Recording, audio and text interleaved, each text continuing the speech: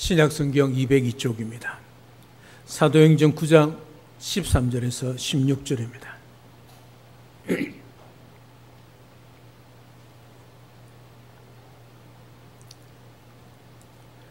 오늘 하나님께서 우리에게 주시는 말씀 봉독해 드리겠습니다. 아나니아가 대답하되 주여 이 사람에 대하여 내가 여러 사람에게 듣사온즉 그가 예루살렘에서 주의 성도에게 적지 않은 해를 끼쳤다 하더니 여기서도 주의 이름을 부르는 모든 사람을 결박할 고난을 대제사장들에게서 받았나이다 하거늘 주께서 이르시되 가라 이 사람은 내 이름을 이방인과 임금들과 이스라엘 자손들에게 전하기 위하여 택한 나의 그릇이라. 그가 내 이름을 위하여 얼마나 고난을 받아야 할 것을 내가 그에게 보이리라 하시니. 아멘. 우리는 사도행전 9장을 통하여 유대교에 열심을 내던 사울이란 청년이 예수님의 부르심을 받고 예수 그리스도의 사도가 되어 예수 그리스도의 복음을 전하는 일꾼으로 변화되어지는 회심 사건을 살펴보고 있습니다. 이 과정에서 우리와 차원이 다른 세상에 계시는 예수님께서 이 세상에 있는 사울과 그 주변 사람들에게 어떻게 하나님의 뜻을 전하시는가를 알 수 있습니다. 오늘 이 말씀을 통하여 사울처럼 예수님을 만나 변화되어 믿어 복음의 일꾼으로 택함을 받아 쓰임받는 자들로서의 삶을 주님 앞에 서는 그날까지, 주님 오시는 그날까지 잘 감당할 수 있는 우리 모든 성도님들 되시기를 주님의 이름으로 축복합니다. 그럼 오늘 본문에 나오는 사울은 어떤 자인가를 함께 살펴보도록 하겠습니다. 첫 번째로 사울은 성도들에게 해를 끼치는 사람이었습니다. 오늘 13절 14절에 보면 그렇게 말씀을 하고 있는 것을 보게 되어집니다. 예수님의 빛을 보고 또 음성을 듣고 사울은 앞을 보지 못하게 되었습니다. 먹지도 마시지도 못한 그런 상태가 되었습니다. 그런 사울에게 아나니아를 보내시는 주님을 보게 되어집니다. 아나니아를 보내서 눈을 뜨게 하시고 사명자로 세우게 하십니다. 예수님께서 아나니아에게 직가라는 거리에 있는 유다라는 사람 집에 가서 사울에게 안수하여 세우라 그렇게 말씀을 하셨습니다.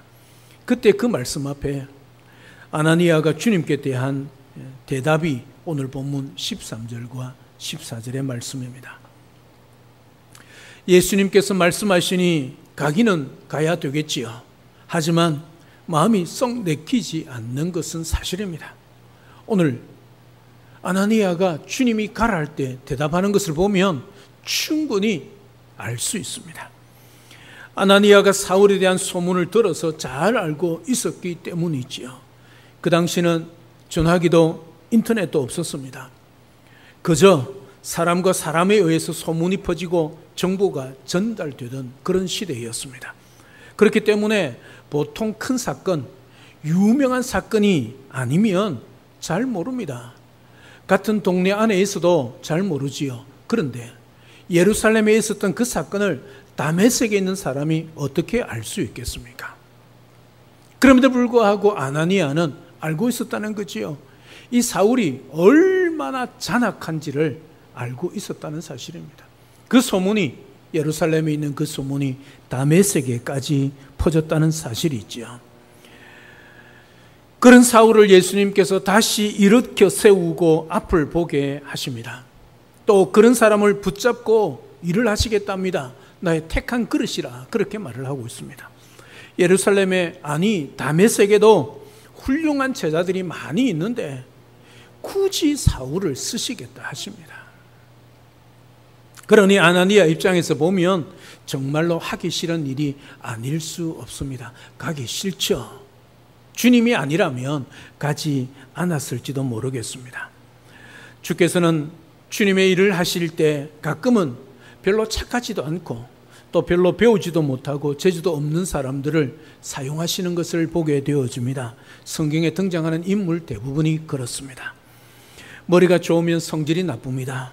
마음이 착하면 무엇이 바른지 구별을 못합니다. 또 머리가 똑똑하면 욕심이 많습니다. 이것저것 다 좋으면 게으르고 또 완벽하게 좋은 사람이 없다는 것을 우리는 너무 잘 압니다. 그렇기 때문에 하나님께서는 좋은 면을 보고 불러다가 훈련시키고 준비시키셔서 사용하시는 것을 보게 되어집니다. 그래서 저와 여러분들이 이 자리에 있고 직분을 받아서 섬기고 있는 것이죠. 사실 사울은 참 똑똑하고 열심히 있고 충성스러운 사람이었습니다. 오늘 이태영 장로님 기도할 때 안 그랬습니까? 인재 중에 인재입니다. 그가 유대교식으로 하나님을 섬기는 일에 제일 가는 사람이었습니다. 그런 그가 주님을 만나서 진리를 바로 알고 주님의 뜻을 바로 알게 되어 세계 만방에 예수 그리스도의 복음을 전파하는 주님의 사도가 된 것이죠. 이렇게 예수님을 만나는 것이 중요합니다. 아나니아가 가기 싫었지만 가라는 그 주님 명령 앞에 가서 순종하지요. 단순히 안수합니다. 그가 무슨 능력이 있습니까? 아닙니다. 물론 주님의 제자이기는 합니다. 하지만 예수님께서 가라고 하시는 그 명령에 순종하는 것밖에 없는 것이지요. 가서 안수합니다. 사울이 눈을 뜹니다. 그리고 성령을 받습니다. 주님의 놀라운 사도가 되는 것이지요. 이렇게 예수님을 만나는 것이 중요합니다. 예수님으로부터 부름을 받든지 예수님께 명령을 받아서 가라든지 누구든지 간에 예수 그리스도를 만나는 것이 중요합니다.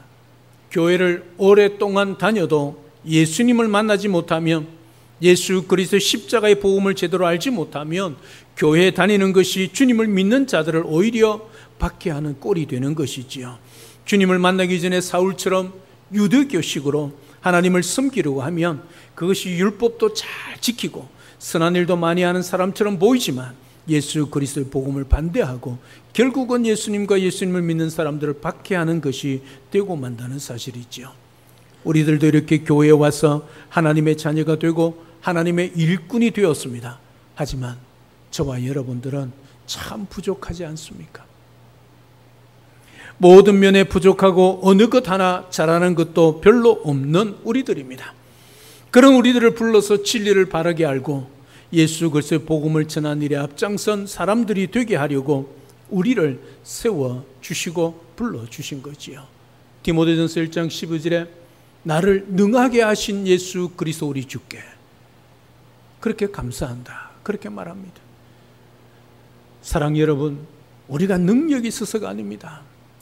우리를 능하게 능력을 주시는 분이 주님이시기 때문에, 그래서 우리가 감당할 수 있는 겁니다. 그래서 그 주님이 나를 충성되게 여겨주셨다는 거지요. 저와 여러분들 보십시오. 충성된 것이 눈꽃만큼 있습니까? 없지 않습니까? 그럼에도 불구하고 우리를 충성되게 여겨주신 분이 우리 주님이십니다. 그러니까 우리의 삶에, 우리의 사역에 주님이 빠지면 아무것도 아니란 사실이 있죠. 나를 능하게 하신 우리 구주 예수 그리스도 주께 감사함은 나를 충성되게 여겼다. 그리고 나에게 직분을 맡기셨다. 직분을 주셨다 말하지 않습니다. 직분을 맡겼다는 거지요. 그 직분이 누구에게 있다는 거지요? 우리 주님께 있다는 거지요. 사랑 여러분, 우리가 주님을 믿고 이 땅에 살아갑니다. 교회 와서 신앙생활하고 예수 그리스도를 믿는 자로서의 세상 속에서 살아갑니다. 여러분 스스로 잘하려고 노력하지 마십시오. 하면 할수록 늪에 빠집니다. 나를 능하게 하신 주님을 붙드십시오. 나를 충성되게 여기신 그 주님을 붙드십시오. 그리고 나에게 직분을 맡기신 그분이 주님이란 것을 알고 그 주님 앞에 나아가십시오. 그러면 내가 아무리 부족하고 일자 무식쟁이라 할지라도 주님이 주신 그 능력이라면, 하늘의 신령한 능력이라면 이 세상에 그 어떤 자도 감당할 수 없고 대적할 수가 없다는 거지요. 베드로를 보십시오. 일자 무식쟁이 어부였습니다. 그럼에도 불구하고 성령이 그에게 충만히 임했을 때에 그에게 대항하는 사람이 없었습니다. 이길 사람이 없었습니다. 왜요?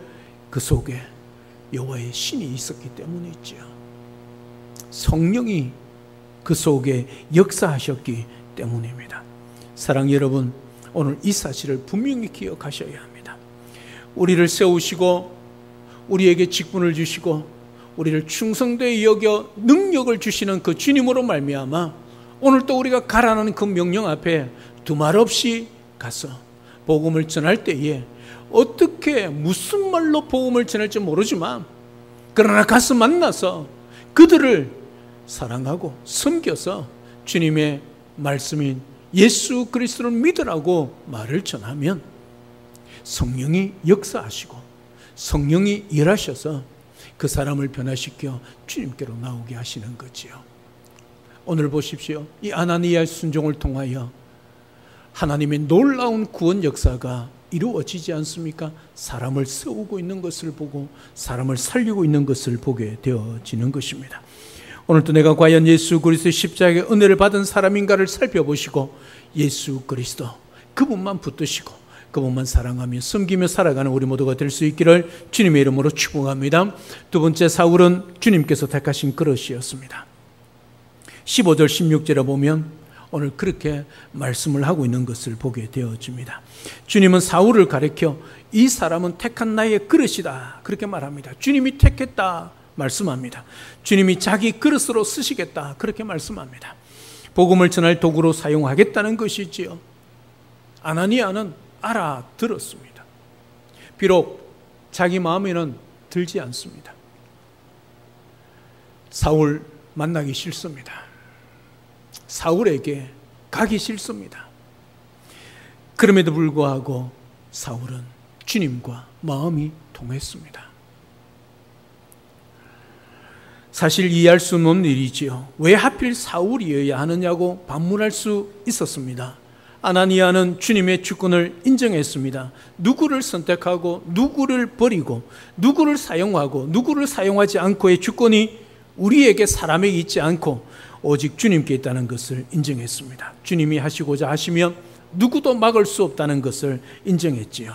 아나니아도 사실 자신이 쓰임받고 있는 것이 주님의 주권적인 은혜임을 알고 있습니다. 자신이 특별해서 쓰임받는 것이 아니라 하나님의 은혜임을 알고 있습니다. 나 같은 사람도 구원받고 쓰임받을 수 있다면 사울도 가능하다는 것, 그 믿음으로 순종하고 있는 것을 보게 되어집니다. 사실 이 세상에는 나보다 못한 사람도 많습니다. 그리고 나보다 잘난 사람도 많습니다. 그러나 하나님께서 보시기에는 그 누구든지 간에 거기서 거기입니다. 통틀어서 죄인입니다. 죄를 많이 짓는 죄인이든 죄를 적게 짓는 죄인이든 똑같은 죄인입니다. 도찐개 찐입니다. 도토리 키재기입니다. 조금 낫다, 조금 못하다고 하지만 하늘에서 보기에 얼마나 차이가 있겠습니까? 사실 우리 인생 가운데 가장 큰 기적은 우리가 예수를 믿는다는 사실이죠. 나 같은 사람이 구원받고 쓰임받는다는 것이 가장 큰 기적 중의 기적 아니겠습니까? 그 기적은 누구에게라도 일어날 수 있다는 사실입니다. 하나님의 은혜로 일어나는 기적이기 때문이지요. 기적의 주체가 우리가 아니라 하나님이기 때문입니다. 사울을 어떤 그릇으로 어떻게 쓰느냐는 사실 우리가 참견할 일이 아닙니다. 아나니아가 알았습니다. 그래서 순종하고 있는 것이지요. 우리는 우리 자리에서 쓰임받으면 되는 것입니다. 비교하지 마십시오. 주님의 몸된 교회에는 그릇들이 많이 있습니다. 큰 그릇이 있고 작은 그릇이 있습니다. 종지 같은 그릇도 있을 것입니다. 질그릇 같은 또 나무 그릇, 은그릇, 금그릇도 있을 것입니다. 중요한 것은 그릇이 아니지요. 그 그릇에 무엇을 담고 있느냐가 중요한 것이지요. 그 그릇에 보배이신 주님을 담고 있다면 종지라도 질그릇이라도 존귀하게 쓰임받는 하나님의 택한 그릇이 되는 것이지요. 그런데 금그릇이라고 뽐내고 잘났다고 자랑하고 그 속에 보배이신 예수 그리스도를 담고 있지 않다면 쓸모짝에도 없는 그릇입니다.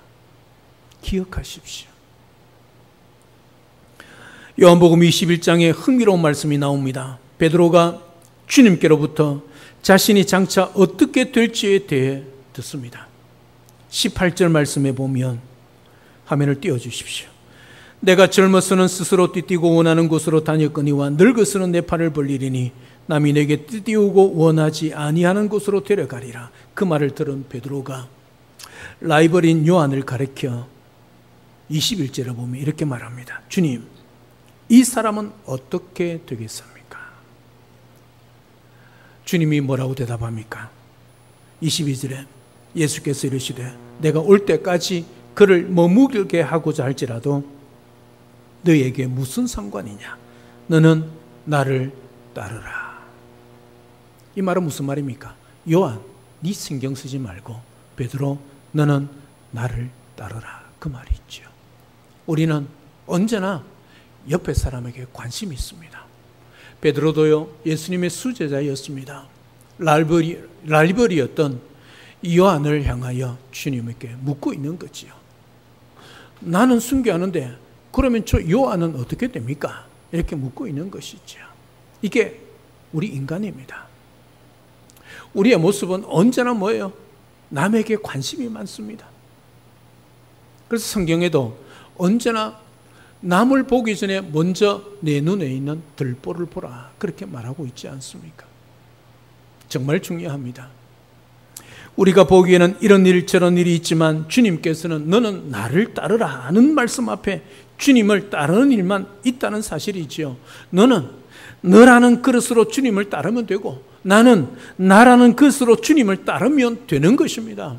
그런데 옆에 그릇을 보니까 금그릇이에요. 옆에 그릇을 보니까 나무 그릇이고 질그릇이고 종기예요. 종기 그릇이에요. 여러분, 이것을 보면서 어떤 마음으로 여러분들을 살아가고 계십니까? 금그릇을 부러워하고 때로는 질투하고 그러지는 않습니까? 질그릇 나무 그릇을 보면서 뽐내거나 자랑하지 않습니까? 교만하지 않습니까?